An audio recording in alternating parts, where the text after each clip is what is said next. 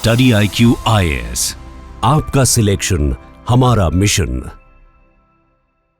Operation स्पाइडरवेब के साथ जो यूक्रेन ने रशिया को डैमेज पहुंचाया था, सिर्फ एयरप्लेन डिस्ट्रॉय हुआ था ऐसा नहीं है। देखो, जो हमारे शादी या किसी फंक्शन में जैसे हम ड्रोन्स को यूज करते हैं विजुअल्स को कैप्चर करने के लिए, उस तरह के ड्रोन्स का यूज करके जो यूक्रेन ने रशिया के साथ किया, ये अब रशिया के लिए ह्यूमिलिएशन वाला सिनेरियो हो गया है। और इसकी वजह से रशिया अलग प्रिपरेशन कर रहा है और साथ ही जो यूके है वो अलग वॉर प्रिपरेशन करने लग रहा है। अब बात ये नहीं है कि यूके वॉर में इन्वॉल्व होगा रशिया के साथ या नहीं, बात ये है कि कब होगा, क्योंकि होना निश्चित है। और इसी के बारे में आज की हम इस सेशन में बात करेंगे। पर उससे पहले hello and welcome, this is study IQ and I am Prashant Jha.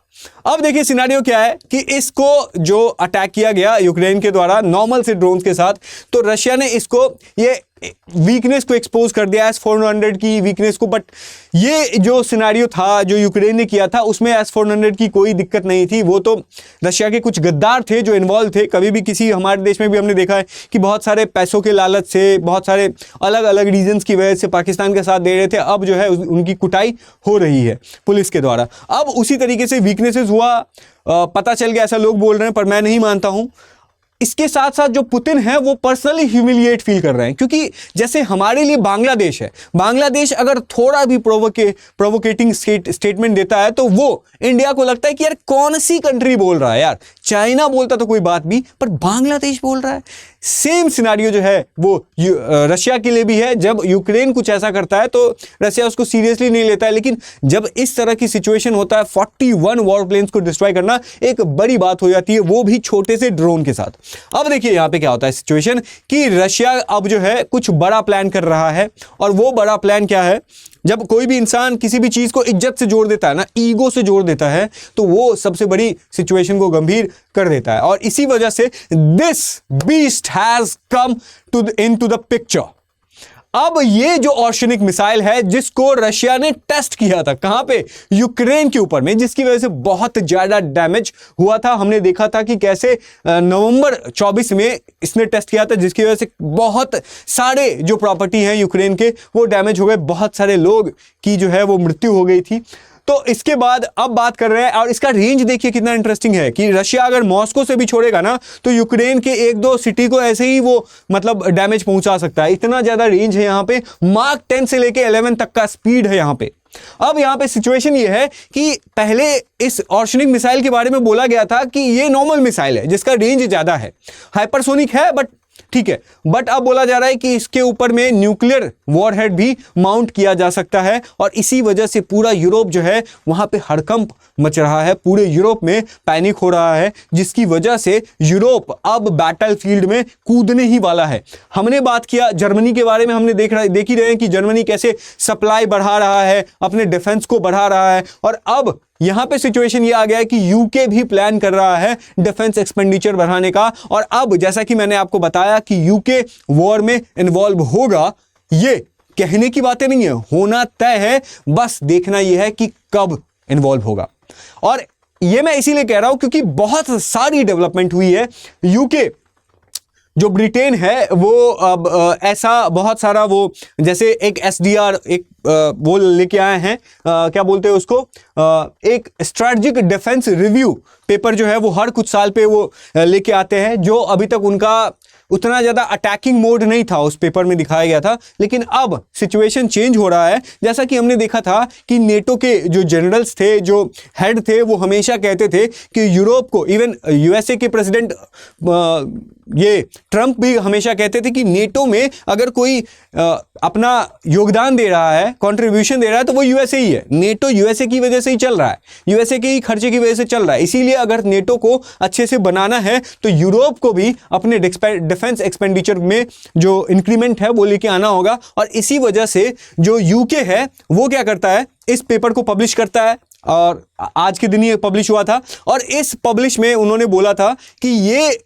क्या करेंगे कि जो नेटो ने कितना बोला था, 3% GDP का 3% आप डिफेंस में खर्च कीजिए, तो ये 3% तो इतना जल्दी कर नहीं देंगे, 2.5% 2027 तक लेके जाएंगे और अभी जितना भी वो खर्च करते थे उससे 3% ज्यादा वो खर्च करेंगे नेक्स्ट पार्लियामेंट्री सेशन में। और जो आर्मी है जो यूके की बहुत कम है, मतलब हमने देखा था कि वर्ल्ड वॉर 2 हुआ और वर्ल्ड वॉर 2 में हमेशा ब्रिटेन कहता है कि हमने विक्ट्री हासिल की है जर्मनी के खिलाफ में, लेकिन हम जानते हैं कि हजारों लाखों की संख्या में जो मिलिट्री पर्सोनेल जिन्होंने सपोर्ट किया था यूके का वो इंडिया ही था। मतलब यूके से ज्यादा मिलिट्री पर्सनल जो थे वो इंडिया के ही थे, पर कभी भी रिकॉग्नाइज नहीं किया गया इस चीज को। अब वो भारी पड़ते हुए दिख रहा है कि इंडिया जैसी बिग कंट्री जिनका सपोर्ट वर्ल्ड वॉर 2 में था अब नहीं है। तो देखो 70,000 यार, 70,000 सोल्जर्स यूके के पास हैं और ये अब तक का लोएस्ट है यूके के पास। नेपोलियन के साथ जो वॉर हुआ था हंड्रेड्स ऑफ ईयर्स पहले,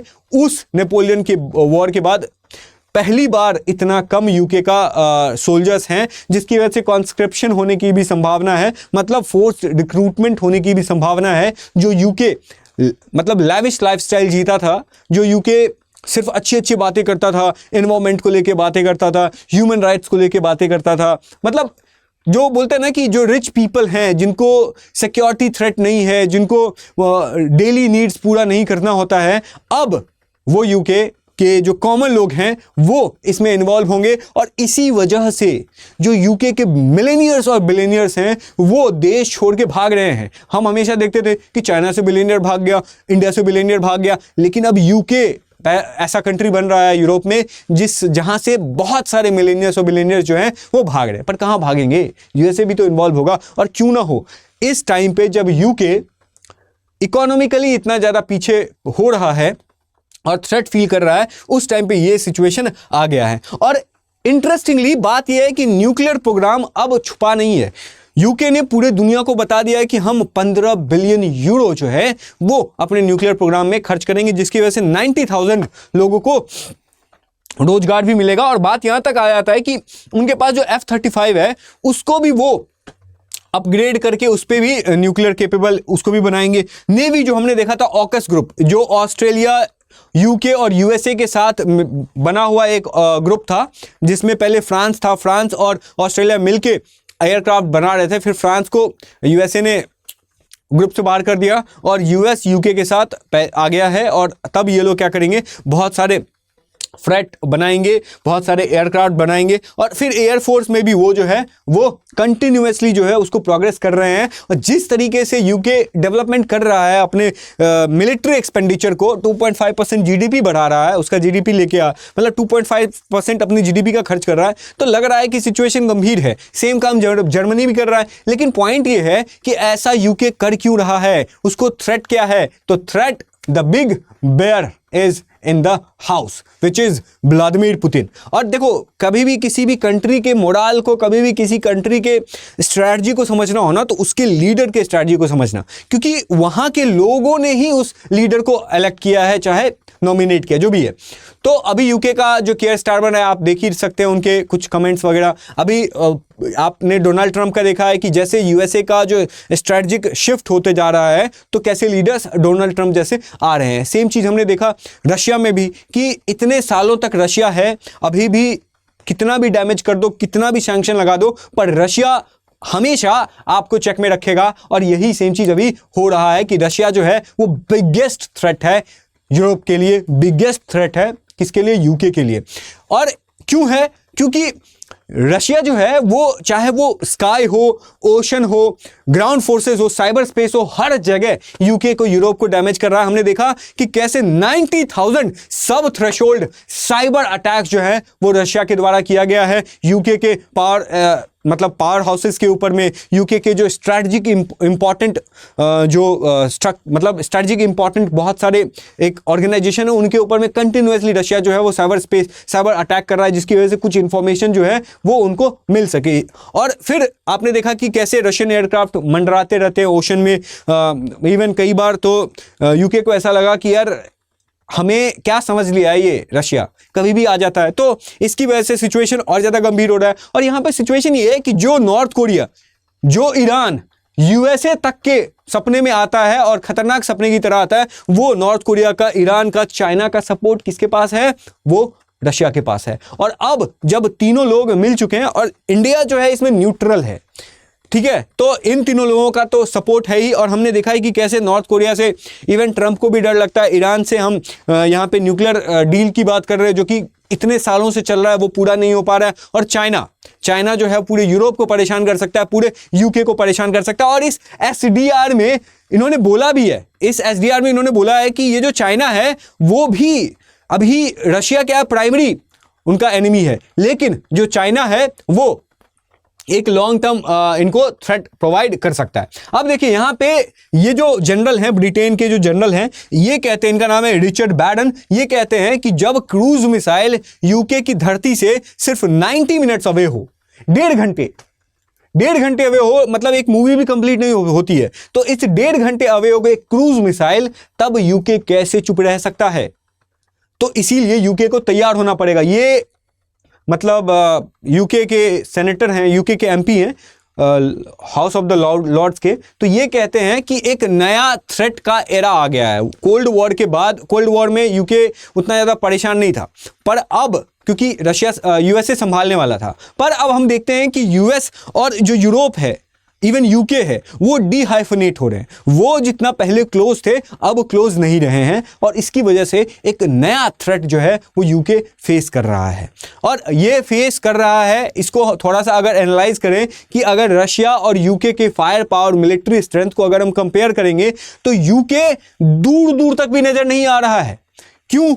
ओवरऑल रैंकिंग में बात करें तो रशिया सेकंड नंबर पे है, उसके बाद यूके जो है 6th नंबर पे है। मैन पावर में हमने देखा कि कैसे रशिया के पास 13 लाख सोल्जर एक्टिव पर्सनल हैं, जहां 20 लाख जो है वो रिजर्व में है। वहीं पे आप देख लीजिए यूके का सिर्फ 1,84,000, मतलब कंपैरिजन ही नहीं हो सकता है, ये सिनारियो है। उसके बाद सेम चीज हम ग्राउंड फोर्सेस में देख सकते हैं, 12,000 का है। एयर फोर्सेस जो है, जैसे रशिया के पास 4,814 एयरक्राफ्ट हैं, वहीं यूके के पास जो है वो कितना है, 664। मतलब आप देख लो, कंपैरिजन है क्या? मल्टीप्लाई भी करोगे ना 2 से 3 से 4 से तो भी नहीं आएगा साथ में। तो ये सिनेरियो यहाँ पे हो गया है। उसके बाद फाइटर्स आप यहाँ पे पढ़ के देख सकते हैं, किसी भी एक डेटा में भी यूके अगर आसपास हो तो आप मेरे को बता सकते हैं। सेम यहाँ पे नेवल फोर्सेस में भी है, सेम यहाँ पर न्यूक्लियर आर्सेनल में भी है। और इसी वजह से हमने देखा है कि भले लाइफ स्टाइल रशिया की बेटर हो ही ना हो, क्योंकि रशिया कंटिन्यूअसली अपने मिलिट्री एक्सपेंडिचर में इन्वेस्ट करते आ रहा है। यूके, यूरोप जो है वो उनका प्राइमरी फोकस था लाइफस्टाइल को बेटर करना, और इसकी वजह से वो एक्सपेंडिचर को, अपने मिलिट्री स्ट्रेंथ को नेटो के ऊपर में छोड़ दिए थे। पर अब जो ट्रंप हैं, ये बोल रहे हैं कि भैया आपको खुद से देखना होगा, हम आपके बीच में आने वाले नहीं हैं। और इस चीज़ से जो है ना, इंडिया को भी थोड़ा सीखने की ज़रूरत है कि जब हम कहते हैं ना, जब कुछ लीडर्स कहते हैं कि इतना मिलिट्री एक्सपेंडिचर क्यों कर रहे हैं, इतना ज़्यादा लोगों को आर्मी में क्यों भर्ती कर रहे हैं, देख लो टाइम कहाँ आ चुका है हमारा, किस एज में जी रहे हैं हम। तो ये सिचुएशन था। आई होप ये वीडियो आपको अच्छा लगा होगा, और अगर आपको ये वीडियो अच्छा लगा ना तो प्लीज़ इस वीडियो को लाइक कीजिएगा। जब रशिया के साथ, रशिया बहुत सारी डायलॉग देता है, उसके डिफेंस मिनिस्टर देते हैं, तो यूके भी इस तरीके से जो है वो डोमिनेट करने की कोशिश कर रहा है कि हम भी कुछ कर रहे हैं, हम भी कुछ कर रहे हैं। लेकिन लिमिटेशंस, शॉर्टकमिंग्स बहुत सारे हैं यूरोप के अंदर में और यूके के अंदर में, क्योंकि यूके और यूरोप जो है वो कई सालों से वॉर में इन्वॉल्व नहीं हुआ है। रशिया को तो मतलब फ्रेश एक्सरसाइज रशिया का होते आ रहा है, और सेम चीज़ यूके का भी था कि यूके एक बड़ा वॉर जो है वो पता नहीं कितने सालों पहले लड़ा था। तो ये सिनेरियो था। आई होप ये वीडियो आपको अच्छा लगा होगा। तब तक के लिए थैंक यू सो मच और keep learning. Study IQ IAS, आपका सिलेक्शन हमारा मिशन।